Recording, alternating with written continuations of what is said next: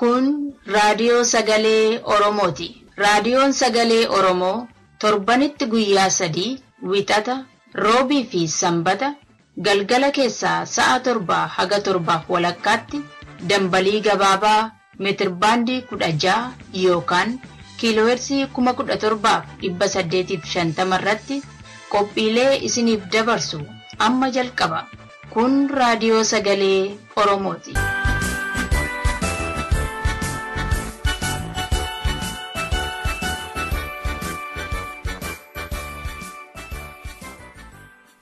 Akka mooltan dhaggeeffattoota keenya, kun raadiyoo sagalee Oromootiin kan isiniif darbaa jiru sagantaa keenya adoolessa 5 bara 2014ti. Qophii keenya har'aa keessatti qophii kaayyoo fi waarii marii isiniif dhiyeessina.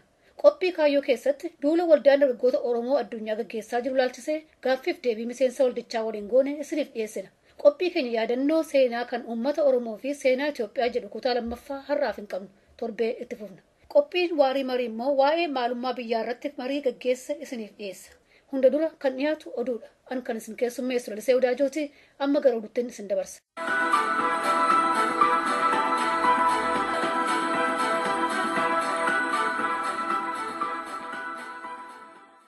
Dambii Doollootti dhalatanii miseensa dhaaba Amaaraa Bi'aaden kan ta'an obbo Maatewos Asfaw dhimma pilaanii Finfinnee haaraa galmaan akka gahaniif mootummaan Itoophiyaa ji'atti birrii Itoophiyaa 60,000 miindaa kafalaafii jira jedhame. Oromoonni magaalaa Finfinnee jiraatan immoo kaartaan Finfinnee hojiirra ooluun qabu jechuudhaan mormani. Itoophiyaan humnoota tikaashee Oromiyaa guutuu fi biyyoota alaatti bobbaasaa jirti jedhame. Kan jedhu gurguddoo har'a galgalaaf isin dhageessuuf jennu keessaati. Akkam jirtu dhaggeeffattoota keenya, oduu kana kan isinitti himu Andassoo Doolaati. Itoophiyaan biyya keessaa fi alatti adda durummaadhaan namoota Amaaraa fi Tigiree ta'an lafa magaalaa Finfinnee keessaa fi naannoo ishee fudhadhaa jettee gurmeessaa jirti jedhame. Pilaanii haaraa magaalaa Finfinnee fi naannoo sanaa akka hojiirra oolchaniif dhiibbaa fi doorsisni OPDO irratti akka dabalaa jirutu dhaga'ama. Oduun keessa mootummaatii bahuu akka jedhutti barattootaa fi namoota biroo pilaanii Finfinnee morman irratti tarkaanfiin gahaa hin fudhatamne isinuu mormaa jirtuu fi adda bilisummaa Oromoodhaaf dalagduu jedhamuun qeeqaa fi doorsisa Bi'aadenii fi TPLF irraatii OPDOtti kennamaa jiru. Qondaalonni dhaabbata dimokiraasummaa uummata Oromoo ofirraa qolachuurra mataa gadi buusanii bahuu filachaa jiru. Qondaalonni Itoophiyaa humnoota tikaa Oromiyaa keessatti barattoota ajjeesaa turan ammas leenjisee biyyoota ambaatti bobbaasuudhaaf qophiisaa xumureeraa jedhama addi raadiyoo sagalee Oromoo Finfinneeraati.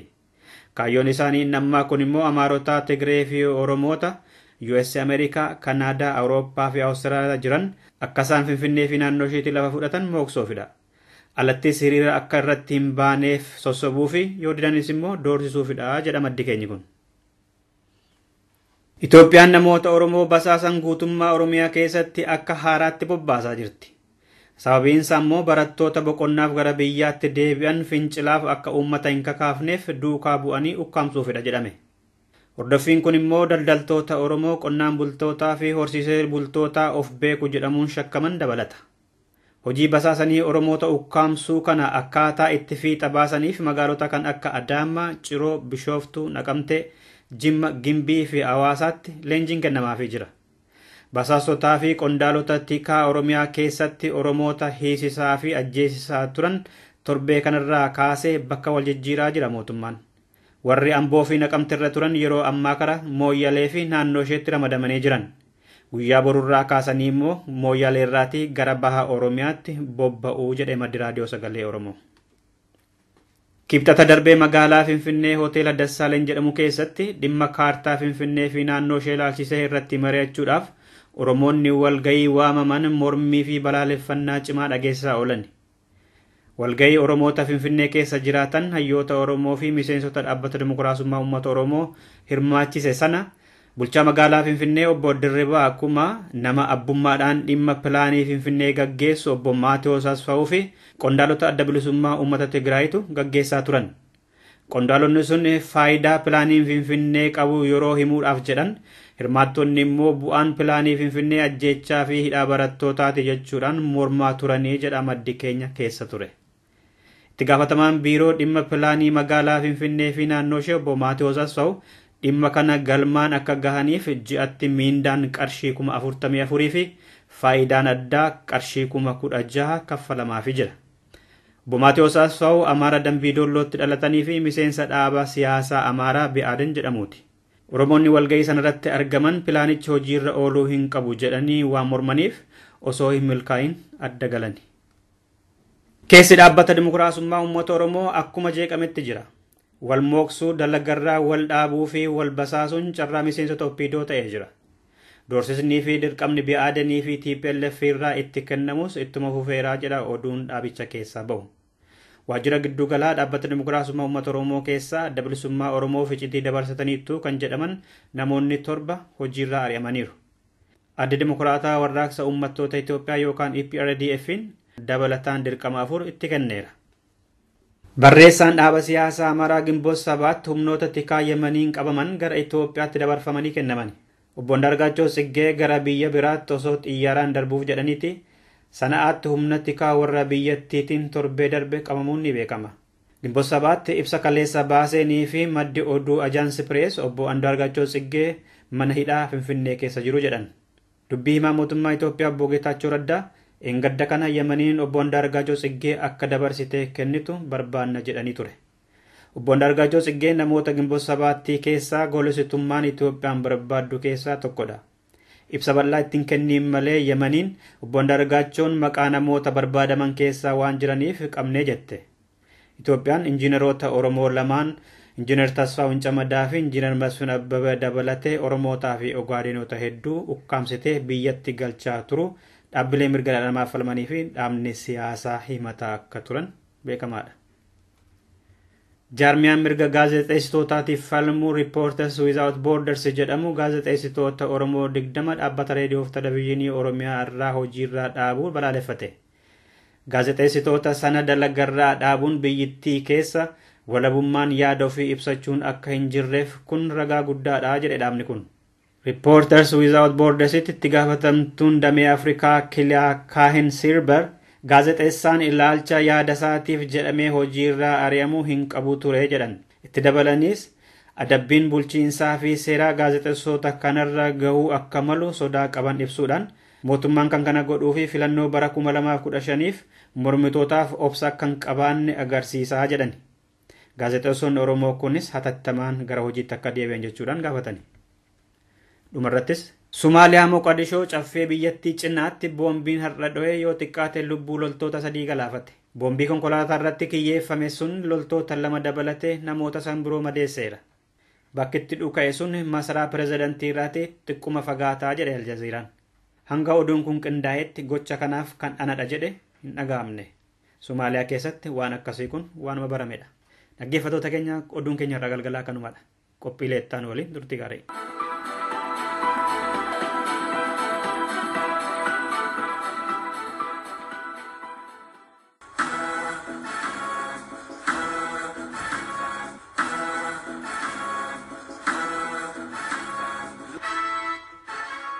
Kopi Kayo.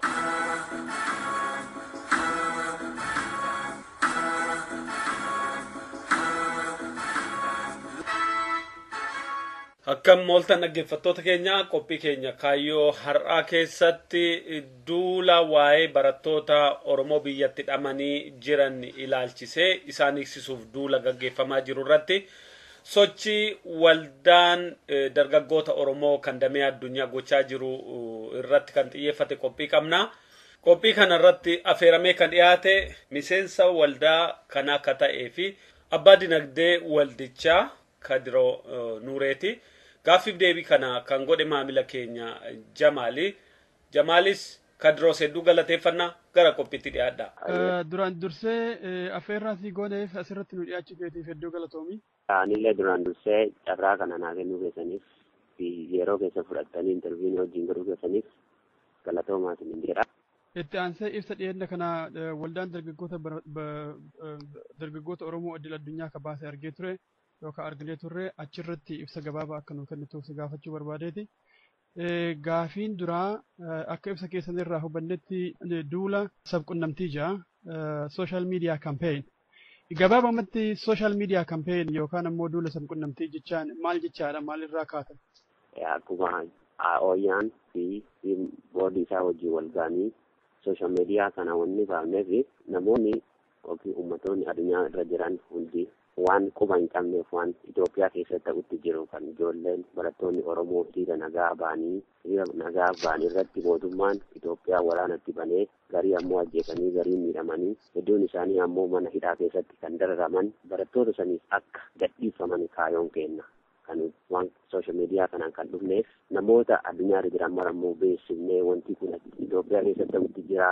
Barattoonni Oromoo illee rakkoo tokko malee osoo waan godhin protestii nagaa deemanii hiriira nagaa baaneen mootummaan qabanii hidha guuraniiranii kaayoon kenna kanuma namoota addunyaa irra jiraniif warra international organizationii sila mirga namaa ilaalu kana kanneen akka dhageessisuudha kaayoon kenna. Xalayaa barreessitan irratti qaamota mirga namaa eeganii fi mootummoolee adda addaa maqaa dhoksitaniirtu mootummaa USA, mootummaa European Union akkasuma mootummoolee gurguddoo birootii fi qaamota mirga namaatiif falman hundumaa maqaa dhoksitaniirtu. Xalayaa keessan kana daayirektii jaraafillee suduudhaan ergitan moo bifuma sooshaal miidiyaa irratti maxxanfamee jira moo akkami akka itti yaaddan akkamitti wal'aansoon kun yookaan ammoo duulli kun itti fufu? Xalayaa sunniin nama internationalii keessa hojjetu konnekshinii wajjin waan qabnuuf nama sanii ni kennine atorni illee waan qabnuuf namoonni sunniin garii nu dabarsanii jiran mallee qaamota amma silaa maqaa dhoksitan kanaaf sanii jiran jechaadha.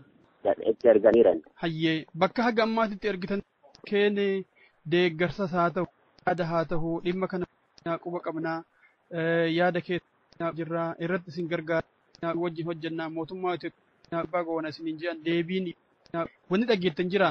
Ammaa fi sooshaal miidiyaa irra godhuu jirru dhageessisuudhaaf garuu deebii warroota UN international organizationii Amnesty kanneen irraa waan hin dhageenye deebii irraan arganne garuu wanti nuti dura yaadu jirru ummatoonni Oromoon ta'inis Tiwiiterii irratti Feesbuukii irratti ta'ee Oromoo protestii kana sooshaal miidiyaa kana yoo namni martinuu barreessee addunyaan quba qabaate miidiyaa irratti illee waan dabarsaniif niwusii irratti illee waan dabarsaniif achiin booda attentionii gara irraa arganne nu dabarsuu hin danda'anii warri UN illee warri international organizationii kan dhibillee waan kana chanjiin kun yoo baay'atee Feesbuukii fa'aa irratti miidiyaa guddaa fa'aa irratti yoo namni haasa'uu ta'e warri sunniin illee nu as deebi'anii waan akkanaa kana nu gaafachuu danda'anii warra Itoophiyaa illee gavர்மெንtii warra illee gaafachuu ni danda'anii ka jedhu kaayoon kenna.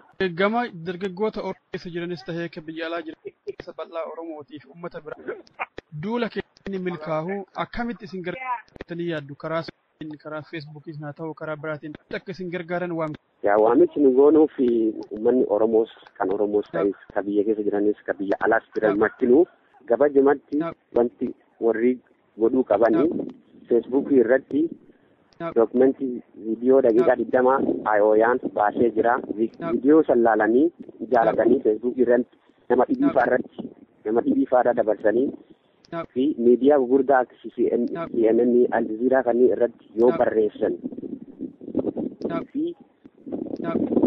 barattoota yookiin information jiranii kan mana hidhaafa jiranii kan ajjeefaman faasanii yoo wanti sheerii godhanii namuma dhibii irratti dabarsu yoo waan akkasii godhan wanti kunis mootummaan internationalis kan Ameerikaas kan UNs martinuu waan kana as deebi'anii IO'yaa dhufanii nu gaafachuu hin danda'anii jedhu. Marsaalee qunnamtii akka biraati irratti teessu xalayaan isin amma maxxansitan ta'uu akkaataa namni akkaataa majjirte kana dabarsuu wanti akeektan wanni akkasii jira eessatti argachuu danda'a? Dhugaadha. IO'yaan mataa isaatittuu weebsaayitii qabaa IO'yaa.org yoo jedhanii fi International Oromo Youth Association yoo jedhee namni tokko barbaade achi weebsaayitii irra dhaqanii informationii maal akka godhuu qabu namni martinuu ka jedhu achirratti barreeffamee argachuu hin danda'anii. Kabiraa ammoo Feesbuukii IO'yaas adda akka ta'e qabnaa namni tokko isarra dhaqee yoo Feesbuukii san dubbise wanti hundumtuu achirra barraa'eeraaf wanti kaampeenii kanaa wanti maal akka godhamuu qabu haga guyyaa shaniitiif guyyaa tokkorraa eegalee guyyaa shanii maal akka godhamu wanti nu kaa'ameera. Tiwiiterii irrallee IO'yaan jira. IO'yaan namoonni hedduu yoo warri qabaatan ta'anis yoo IO'yaa jedhanii ilaalan asirratti argachuu hin danda'anii.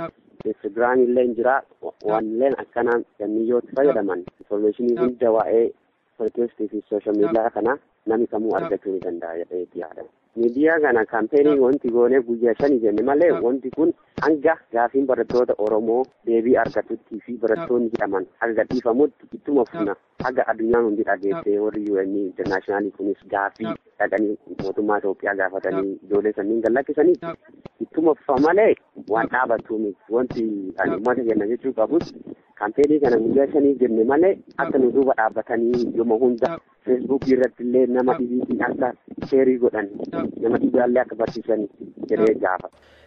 Akkuma dargaggoo Kadiroo Nuuree jedhee barattoonni Oromoo sababa gaaffii mirgaa gaafataniif biyya keessatti mootummaa abbaa hirreedhaan hidhamanii dararamaa jiru. Mirga seerri isaanii ayyamu waan fayyadamaniif seeraan mirga qaban mulqamanii manedhaa keessatti maatii isaanii nama seeraa isaanii dubbatu akkasumas abbaa amantii fi firoottan isaaniirraa kutamanii dararaa keessa jiru. Ilmaan Oromoo sadarkaa adda addaatti jiran akkuma duula waldaan dargaggoota Oromoo kan addunyaa gaggeessaa jiru kana godhetti inni dura barattoonni kun hidhamuu isaanii addunyaa hubachiisuu irratti hojjechuun barbaachisaadha. Inni lammaffaa barattoonni hidhaman kun akka seeraan mirgi isaanii eegamuu fi akka gadhiifaman duula kana walitti aansan irratti gaggeessuu fi irratti hirmaachuun akkasumas sagalee Oromoo dhageessisuun barbaachisaadha jecha. Gaaffiif deebii kana kan godhe Jamaal Ibraahimii fi gaaffiif deebiin kun kan waliin taasifame immoo Kadiroo Nuuree maqaa dhaggeeffattoota keenyaan galateeffachuu barbaanna. Qophiin keenya kaayyoo har'aallee kanumaan xumurama. Torbee immoo qophii biraa walitti deebina. Nagaa waariyaa.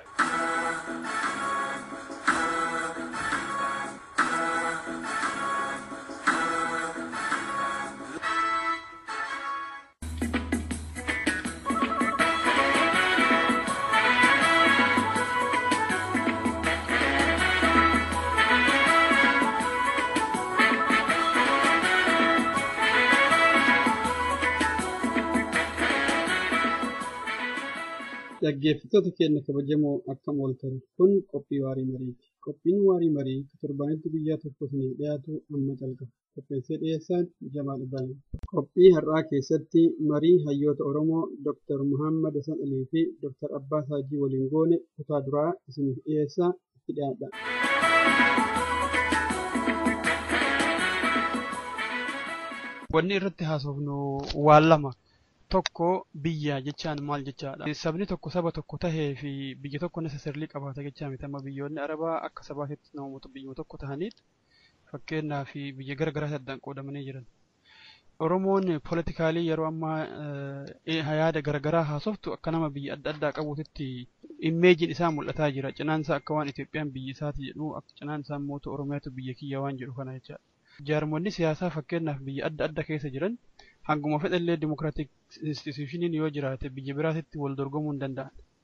Oromoo keessa haalli akkasii yoo ka calaqqisu tahe akka nama biyya adda addaa qabuutitti yoo ka calaqqifamaa deemu tahe jaarmoonni siyaasaa ka biyya adda addaa qabna jedhanii yaadan kun akkamitti hawaasa keenya keessatti biyya bifa tokkoon dorgomuu danda'uun gaafii boodarra dhiyaate kahuu danda'u keessaa tokko ta'uu danda'a jechaadha. Dhimmoonni akkanaa kun akka hawaasa keenyaaf sirriitti qulqullaa'anii fuulduraaf uummanni waan deemaa jiru hubatee karaa isa baasu karaan qajeelaan kana jedhee dhiibbaa warra siyaasaa irratti illee biyya jechaan maalinni nuti Oromoon akka uummataatti biyya takka qabna moo biyya adda addaa qabna.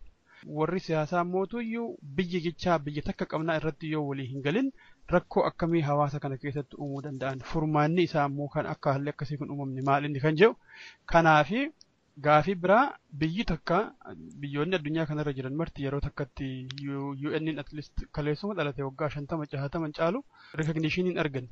So uummanni tokko biyya qaba yoo jennu waggaa 50-40 dabre kana of duuba achi ilaallamoo waggaa 1000 itti ilaalla.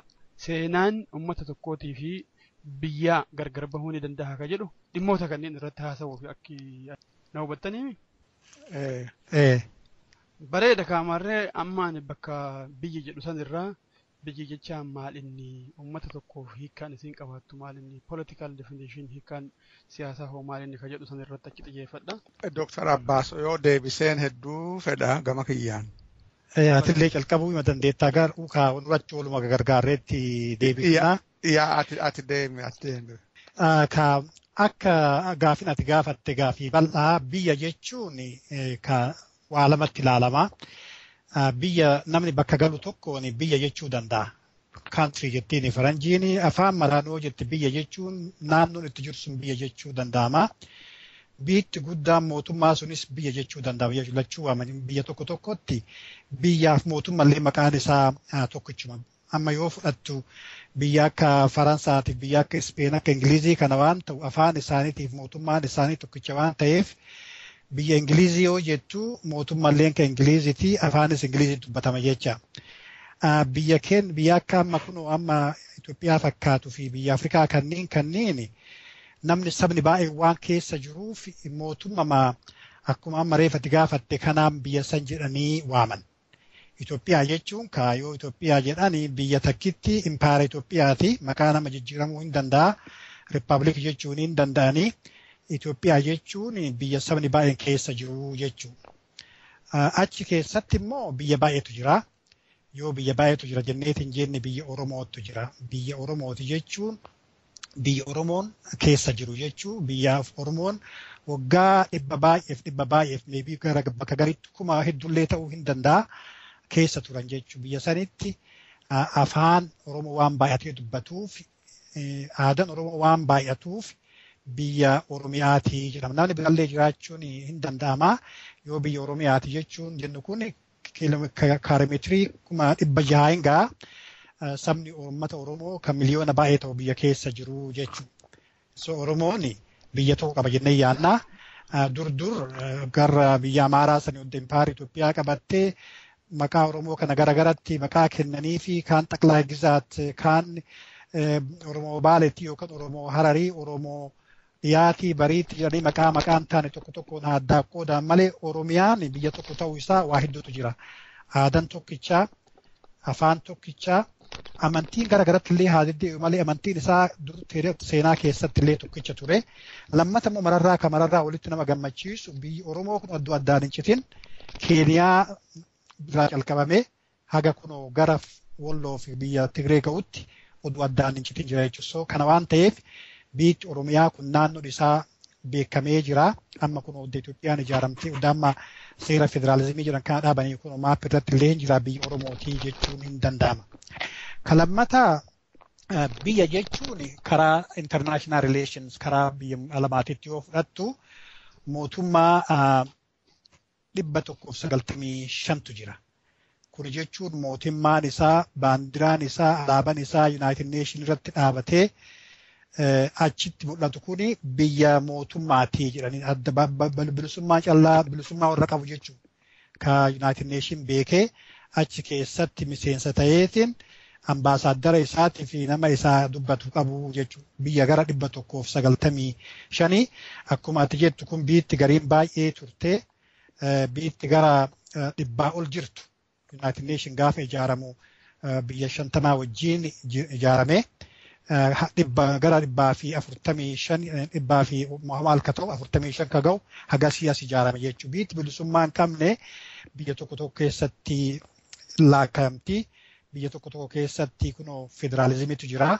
Biyya akka kunoo amma akka yoo Quebec fudhattu Kanadaa keessa ta'anii Quebecin kun federaalizimii ofii keessatti biyya afaan ofii dubbataniif jiran. Sunillee ammoo Quebec dhaqxee gaafattu biyya Quebec jedhani. Biyya Quebec jechuun mootummaa Kanadaa keessa jiranii achitti immoo autonomii qaban. Achitti bulchan akkuma kanas yoo Spain dhayxu Kataloniyaan jedhan tokko jira achitti innillee Spain jala ta'ee jira.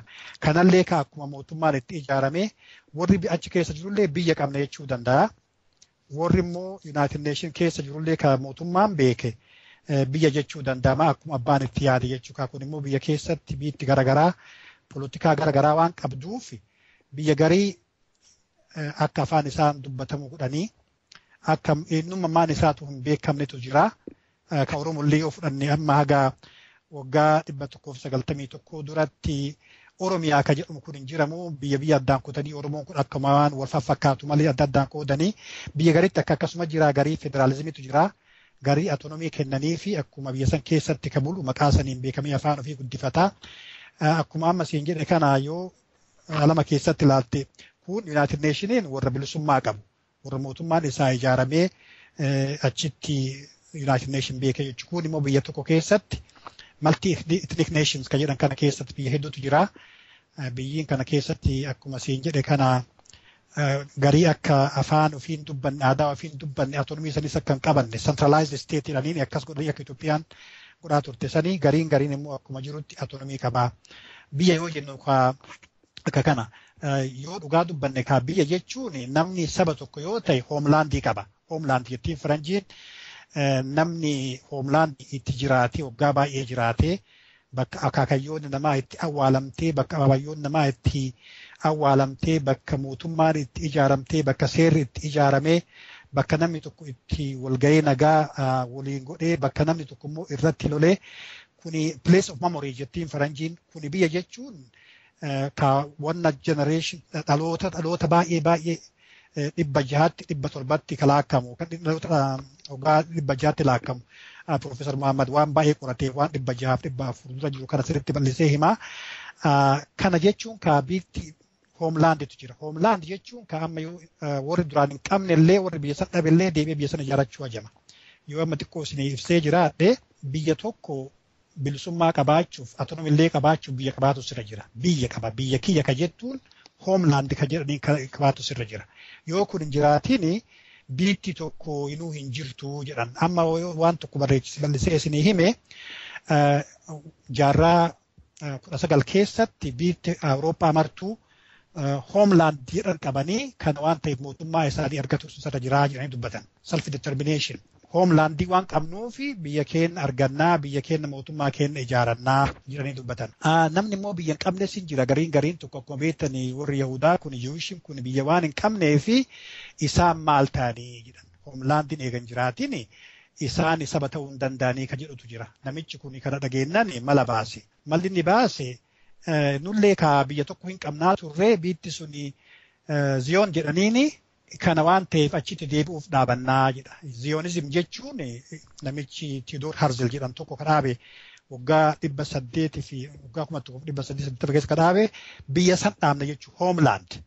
Ziyoonism jechuun achitti warra dachaana jechuun kana waan ta'eef poolitikaa ammaa keessatti warra haqa gaafatuuf warra mataa kennan hin bulla jedhus biyya sun qabaachuu waan barbaachisu akkuma isiniin jedhe san Israa'el achumarraa ijaaramtee kun amma hoomlaandii ofii argatanii mootummaa dhaaban. Oromoon immoo hiree ka qabu biyya ofiitirraa guruu hin deemne biyyuma san jira achirratti haqa ofii gaafatuu danda'a. So Oromoon akkanatti fakkaatutti biyya hedduu duun qabaatiin biyya tokko qabaa.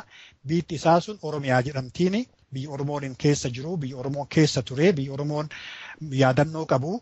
Biyya itti turuuf immoo of duratti ka haqa isaatii fi qabsoo itti godhu jechuu barbaada. Galatooma Dr. Muhammad waan dabaltan isinillee gama keessaniin. Well, Dr. Abbas akka gaaritti bal'isee hime waan itti dabalullee hin qabu really takkaa fi lama gaggabaabduu malee takka akka laalcha kiyyatti biyya yogguu jedhan namni keenya biyyaa fi biyyee jedhanii beektaa. Akkuma Dr. Abbas jetti biyya abaaboon akaakoon irra dhalatee irratti horanii irra jiraatan takka sani takka biyya bilisummaa qabdu jechuu tuun ammoo biyya bilisummaa hin qabne jechuu biyya moohamtee nama jalatti bultu jechuu takka biyya teenyaa jechuu kiyya biitti hedduun amma United Kingdom yogguu jaan namni England mu qofatti fakkaatti.